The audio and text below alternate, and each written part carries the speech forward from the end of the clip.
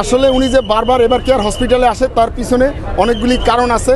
উনি যখন প্রথমে এই 15-16 বছর আগে অসুস্থ হয়ে পড়ে ফ্যাসিস্ট সরকারের আমলে, যেখানে স্থায়ী কমিটি এবং বিএনপির যারা হাইকমান্ড আছে সবাই মিলে ওনাকে বিদেশ নেওয়ার চেষ্টা করছিলেন, অনেকবার অনুরোধ করেছিলেন, আইনিভাবে ছিলেন।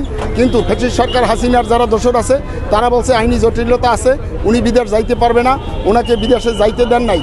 তাই উনি আস্তে আস্তে উনি এখানে আসার কারণ হলো বিভিন্ন প্রকার জটিলতার রোগে উনি অসুস্থ হয়ে পড়তেছেন।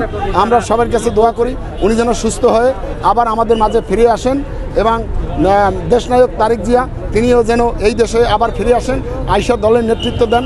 সবচেয়ে বড় কথা হলো এই দেশের এই যে রাজনৈতিক থেকে অর্থনৈতিক সামাজিক এই ক্রান্তি লগ্নে আমাদের মাঝে তারেক জিয়াকে অত্যন্ত প্রয়োজন এবং দলের প্রতিনিধি এবং প্রধান হিসাবে খালেদা জিয়াকে আমাদের প্রয়োজন।